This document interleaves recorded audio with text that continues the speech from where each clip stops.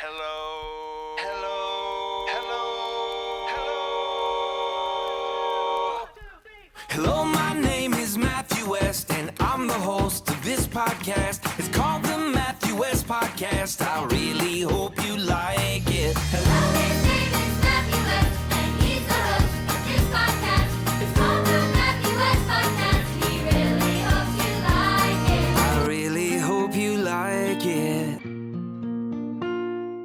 What's going on, everybody? Welcome to another episode of the Matthew West Podcast. I'm your host, Matthew West, and as always, I really hope you like it. Thank you for joining me. It's 2025. The podcast is in full effect. I hope you're doing great today. Thanks for listening. Thanks for watching if you're on my official YouTube page. Thank you. I know there's those of you out there who listen every single week, and some of you were like, where is the podcast in January? I took the month off, just took a break, refresh, refuel, revive, renewed, all the re's, and I'm ready to rock. Ready? You know, sometimes you just got to like press pause on life. You know what I mean? You got to do that. Know your limitations. So excited for today's episode. I'm getting to talk to a really interesting individual who is the president and CEO of an organization where I'm going to be performing actually later this month. But first, I want to remind you that my latest devotional book, My Story, Your Glory, is available wherever you pick up your books. You can go to Amazon, go to MatthewWest.com. It's a 30-day devotional. If you're looking for something to add to your quiet times, man, I want you to check this out. This is a 30-day prayer, like every day asking God to invade your story, to show him how he's at work, because he is the author of all of our stories, the author and perfecter of our faith. So I've heard some really cool stories of how the Lord's working through this book in your lives. Thank you guys for joining me in that. Speaking of books, man, I've started writing my next one, and I can't wait to share it with you in the months to come. But it's a book on, you ready for this? It's a book on prayer.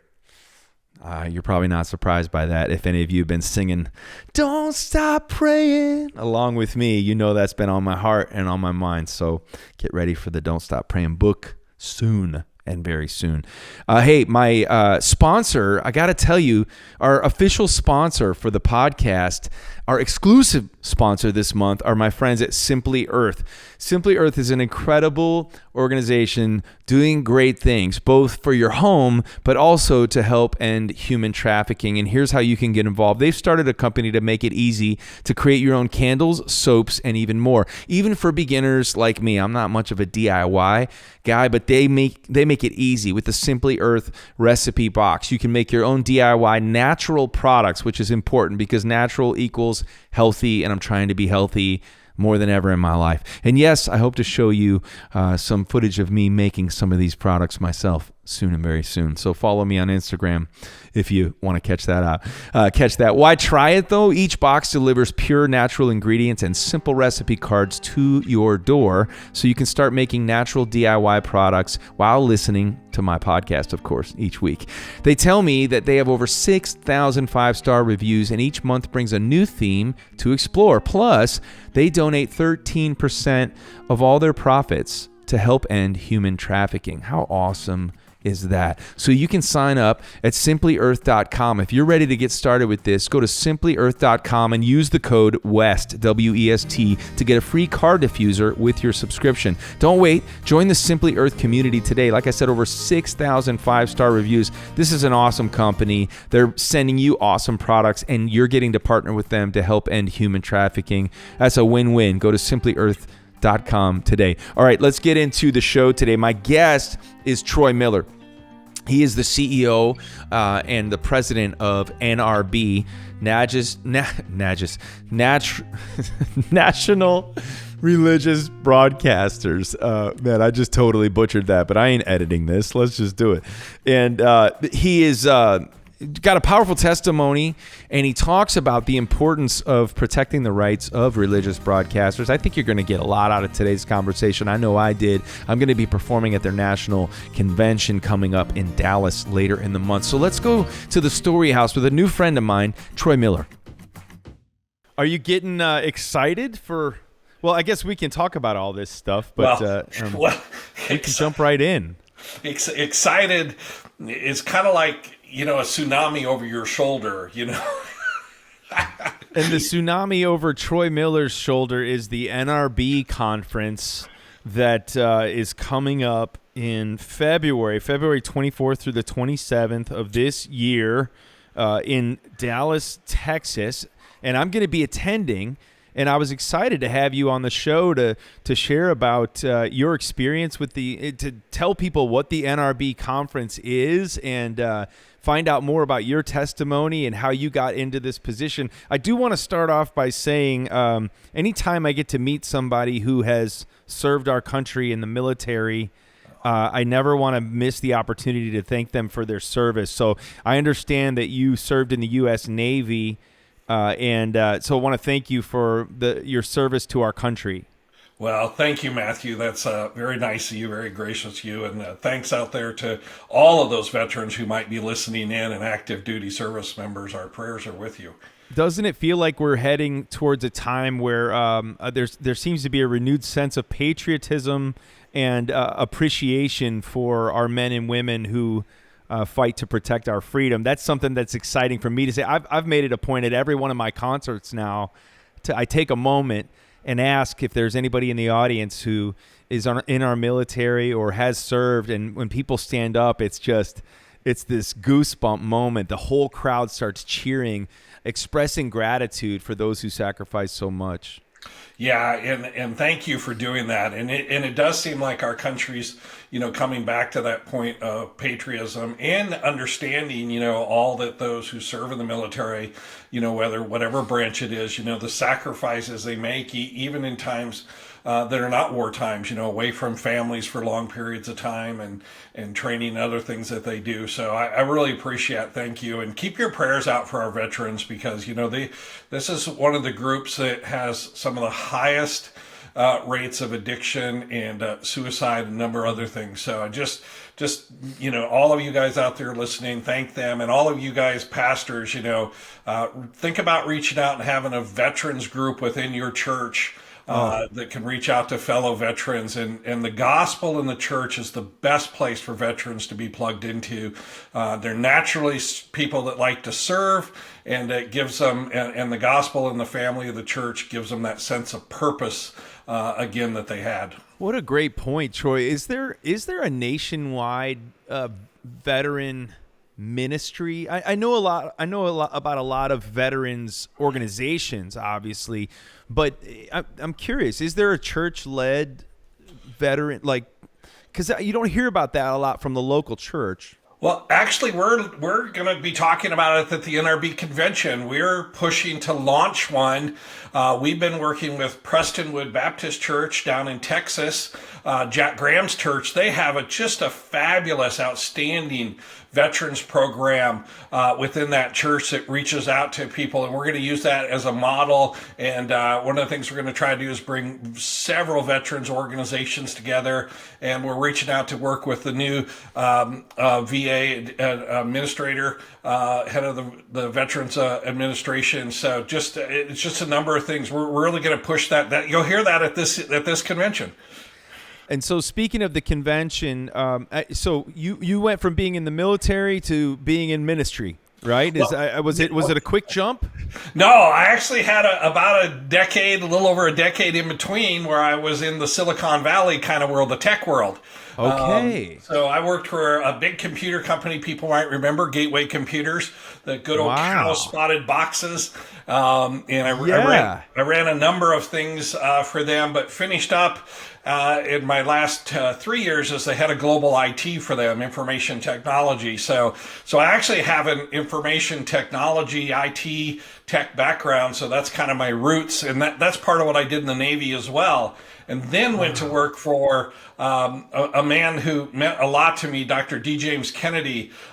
His book, Why I Believe, is the book my grandmother sent me while I was in the Persian Gulf. And it was the first apologetic on Christianity I'd ever read. And she sent me that, and she sent me a Bible. I read that Bible, Matthew, so many times on that 7-8 month deployment in the Gulf that it came out of the spine. I still have it in a box, all of the different books together. I love that. And so to go to work for him as an executive vice president of that ministry was just a huge blessing for me. And then came from there and got into Christian television. So he had a media ministry, radio and TV, that kind of introduced me to all this. And then came up to Nashville, Tennessee, and launched the NRB TV, which is kind of a PBS-like TV. It gives a place for a lot of independent producers to get programming out there. PBS won't really air anything that's very overtly Christian. So this was a home for NRB members and independent television program producers, filmmakers, to be able to get their work out there to the public audience. And in 2018, I came over to NRB. So God, I could tell you, it's really interesting. I can tell you, when the Bible says that we make plans, but God orders our steps, that is my life. I thought I was going to go to the Navy, follow in my grandfather's shoes, be a policeman and a farmer. I never thought that after I got saved that working in the tech industry, I thought I was wasting my time. I wanted to be a pastor or a teacher, but God didn't open up those doors. And little did I know, He's training me all along for this position that 25 years down the road is something He needs me to go do. So God is so incredible. So were you in the Persian Gulf then where you got saved, or did you grow up in a Christian home, but maybe your faith became more the driving force of your life as a result of that journey with Why I Believe while you were deployed? Yeah, absolutely. So we were in the Persian Gulf in 1987.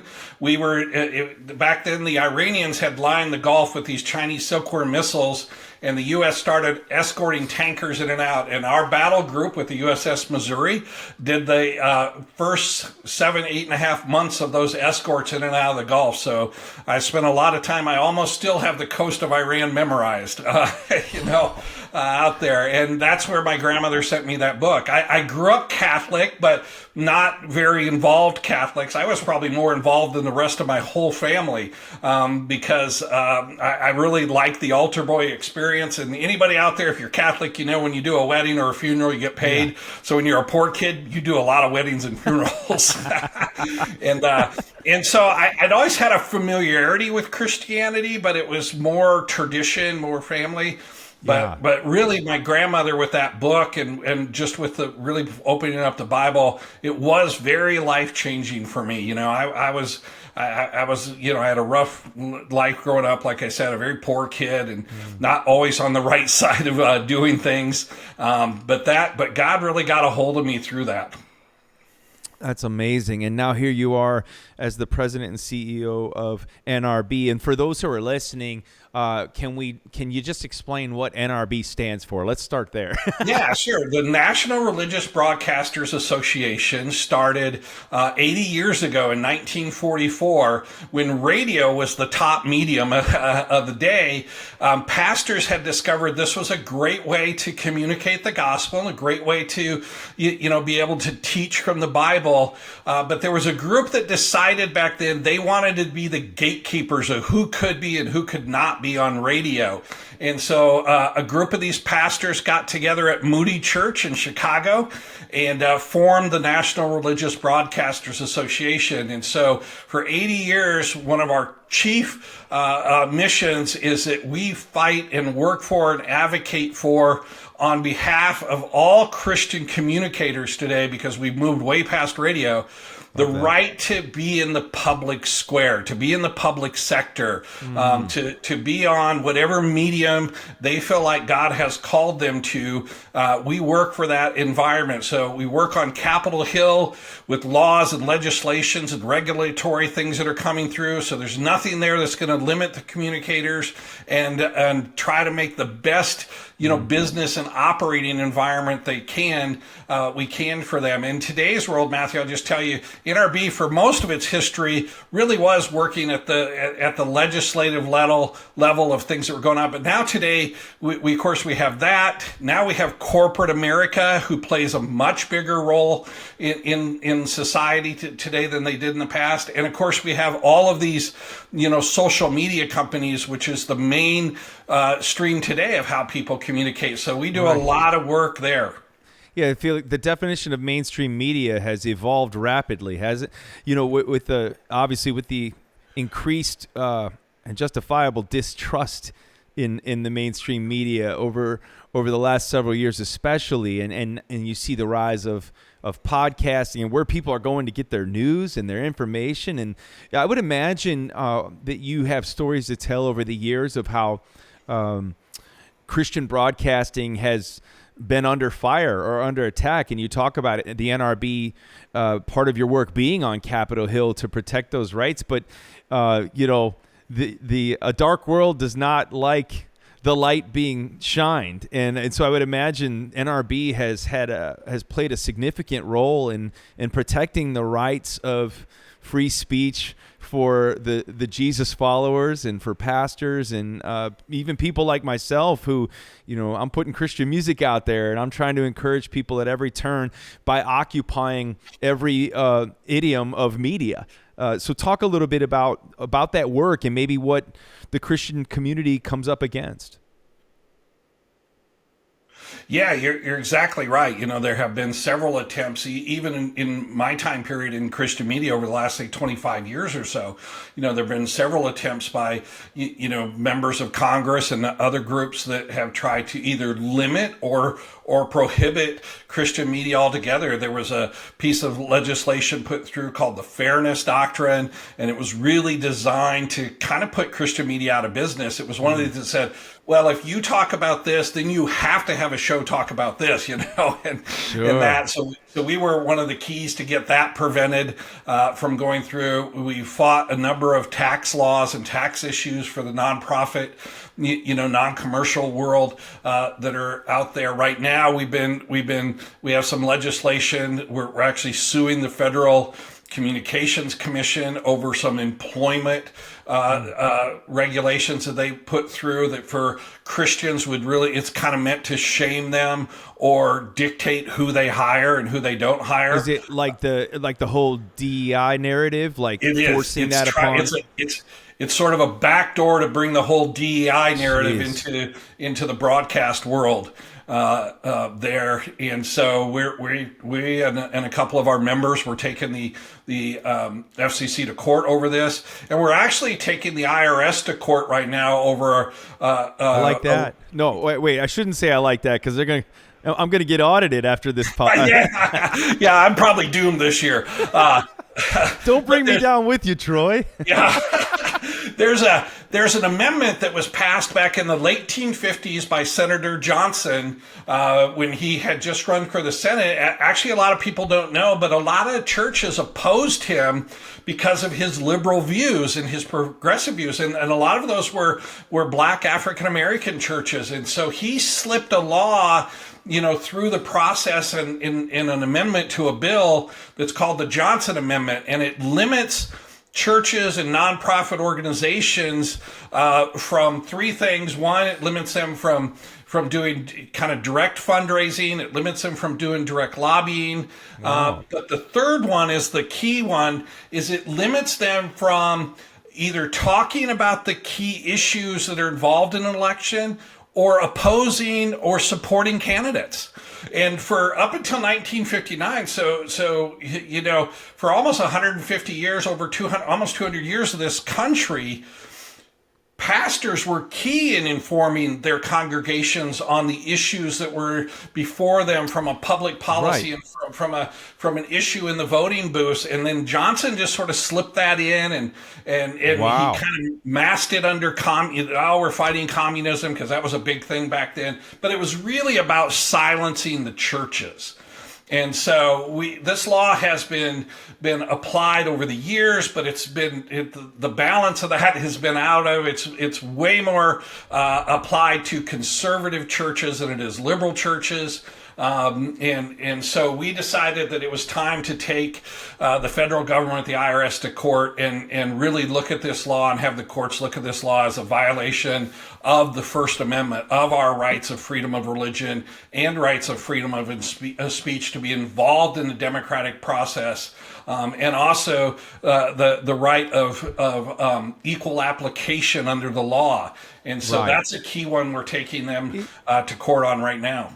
So let me ask you, on the IRS side of it, is the threat of violation of that Johnson law that you would lose your nonprofit status and tax status. Is that why? Yeah, exactly. You would lose your tax exemption status under the law. That's the main threat. Right. And That's the threat. Right. And it's a real threat there, too, because it actually hurts both the church and anybody who donates, especially in churches, because if your church loses its tax exemption status, your donation is no longer tax exempt. Yeah, it's not a donation. Yeah. So what's interesting, so how old is that law?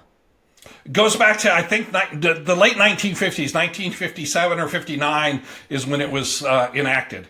I'm curious to get your thoughts on, because I feel like this is a very divisive topic of like how much Christian leaders and influencers should lean in and speak towards, obviously we've just been through an incredibly contentious and divisive election season. And it's just like, you watch what's happened in our world. And I feel like, pastors, I'm a preacher's kid, but I feel like since I can remember, pastors have been made to feel fearful of, speaking much into topics like that about who they should vote for, things like that. But even more so in recent history, I don't know that like the average pastor, I don't know that I'm hearing them speak about it. But even firsthand, Troy, as a Christian musician, I'll tell you what, like if I post something, and it's funny because I have a song right now. I'll probably sing it when I'm at NRB. It's called Unashamed. And it's the most just literal message that I could put out right now because it's what I felt a stirring in my heart like never before to proclaim that I am not ashamed of the gospel of Jesus Christ. And I've been doing that my whole life, but it feels like it's like now I want to be that way beyond just the songs that I sing. And but I'll tell you what, man, when I post something on social media as a Christian influencer, as a singer, songwriter, I can't tell you how many people respond who are following me. Like they follow me because they listen to my music, Christian music. They're Christians. They're like, stay out of politics or don't speak about this. Like I posted about the March for Life this past week, and I couldn't count the amount of comments that said, just sing your songs. Don't talk about women's reproductive rights. And I'm like, what? What are we like? So in other words, they've decided that my voice should only go in this one category. And it's one of the reasons that's emboldened me to speak more clearly and boldly and educate myself as much as possible, but to be unashamed and unafraid to speak truth in no matter what, beyond the 3-minute song. But do you feel like even that law is something that began that quieting or that silencing? And what do you think is the role of the Christian influencer and pastor and radio show host when it comes to speaking into matters that involve the public forum? Yeah. So let's address that first one. Yes, this law has had a definite chilling effect on the church since its inception in the 1950s. And I think it was really came to be weaponized at post kind of Ronald Reagan time. Ronald Reagan had this big revival, and we had the Christian Coalition and a number of those groups that came up, and the Moral Majority and those. And so post that time, this law was really weaponized, and it was used as a big threat and hammer, to pastors. Many pastors in the 1990s received letters from the IRS that if you keep this up, we're going to pull your exemption status. So yeah, it's definitely been used, along with now in the social media. Of course, we have all the pressure that comes on from different groups that really just oppose our message. But right. Matthew, if you go back to even the founding of this country, when we were dealing with issues with England, as we were the colonies and dealing with England and taxation and even religious freedom was a really big issue behind the revolution of this country. We had what was known as the Black Coat Regiment, the Black Robed Regiment. I don't know if you've heard that term before. No, tell me about that. These were pastors, with their black robes. That was very popular to wear these black robes back then. These were pastors in churches all across the colonies that were preaching about the Christian worldview, when it comes to how we interact and relate to society, relate to the people around us, what our role is, what our importance, and how we relate to the government, particularly when the government comes in and tries to force us to do things that are opposed to our Christian worldview in that. And so from the very inception of this country, the church was very involved with the governance of the country itself. We have come to have this view that politics, because we've come with this new term politics, not that it's a new term, but it's a misused term, that politics means you're on one side or you're on the other. Well, whether you talk about it or not as a Christian, you're on one side or you're on the other, because you talking about pro-life, you either agree with the worldview that comes out of the Bible on pro-life, or you disagree with that. And the fact that we suddenly are the only group that's narrowed in to say, okay, your faith, you can talk about grace and you can talk about great music and you can inspire people, but don't talk about these issues outside the walls of your church. And then, or don't talk about them even inside the walls of your church. Yeah, too many pastors have taken that view. Right. And yet the whole history of Christianity is the impact that Christianity has had on every culture it's come into. And that impact has always been for the positive. We've ended tons of terrible pagan kind of rituals that went on in Africa and India, and even here in the U.S. We changed laws. It was Christians that drove all the abolitionist laws to get rid of slavery.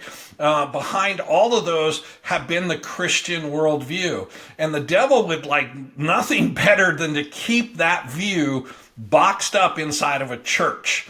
And that's not, so it's not about really us being involved in politics. It's about us, whether we're going to live out what we really believe in the scriptures and not be ashamed of it. And we don't, and look, you said it back.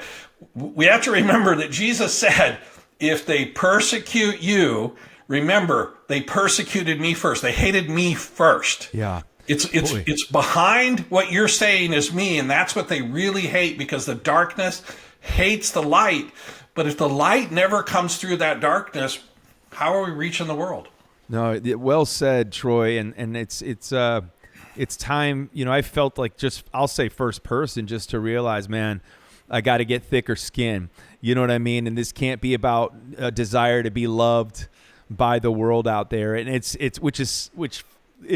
flies in the face of the instinct of the performer, right? Who's up there going, I want people to love my podcast. I want people to love my music.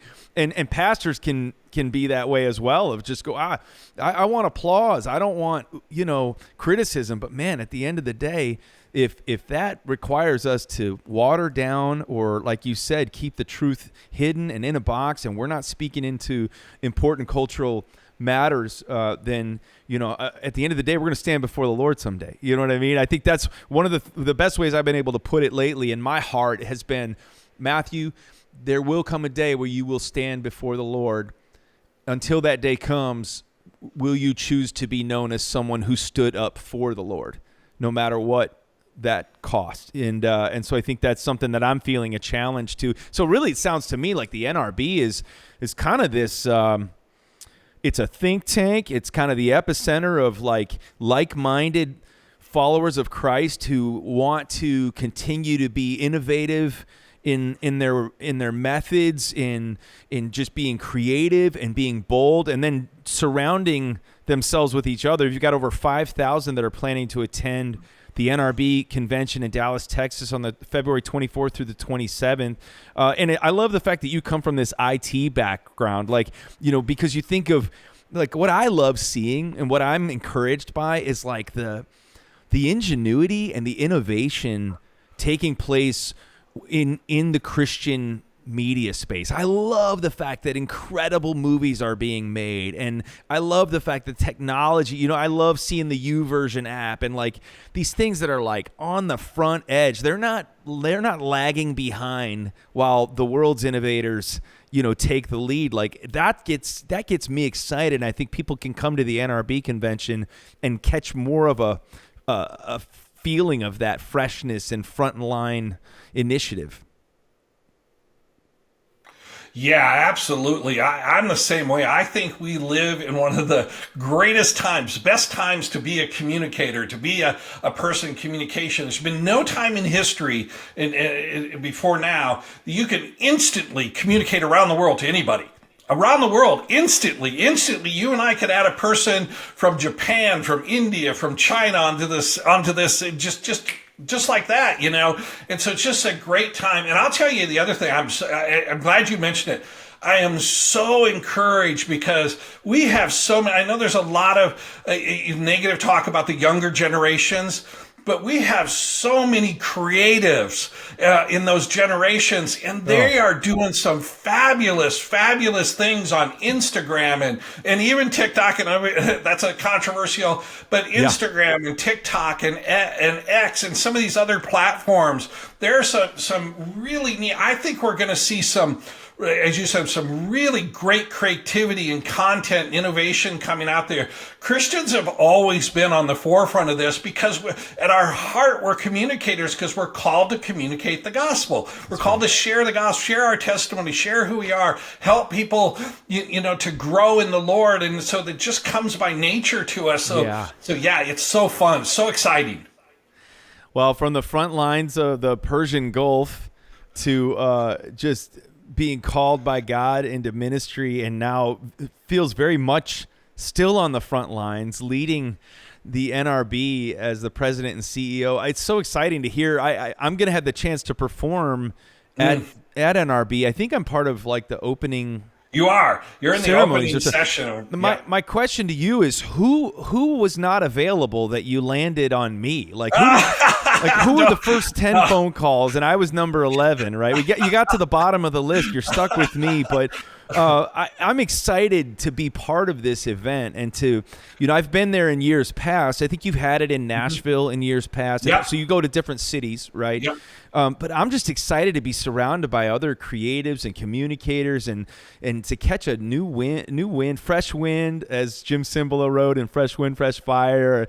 Just and be surrounded by those people. Can people still sign up to come to this year's NRB convention? Absolutely. You can go to nrbconvention.org. You can still sign up. Matter of fact, this is usually a big push for a lot of people who want to, you know, come to the different events.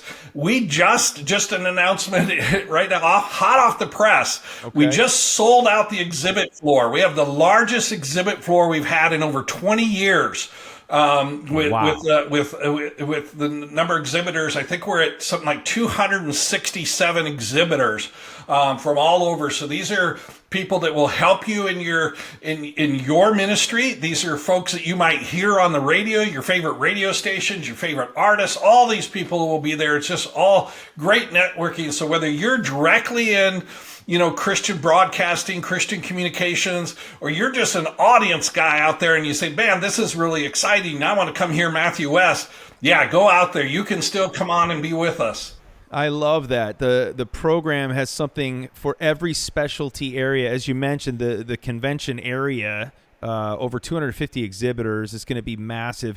And then confirmed main stage speakers, including Sammy Rodriguez, Jack Hibbs, Jay John, Dr. Robert Jeffers, who have performed at his church multiple times. I'll be performing at the NRB forums. There's panelists that are going to talk about protecting the family, faith, and public life, which we've just kind of shared a little bit about. I appreciate you sharing your thoughts on that. And then the futures of values-driven media. I love that term too. I think that's what I want to be about, and it's what families like mine are craving, and many other families across the country. Plus, other issues facing Christian communicators like censorship and First Amendment freedoms, like you talked about. Lots of NRB talks and workshops. Lots of stuff going on. There's going to be receptions, film screenings. Man, this is going to be an awesome conference. I can't wait to be part of the NRB convention. And Troy, I want to thank you for sharing with me today, for sharing a little bit of your testimony, your why.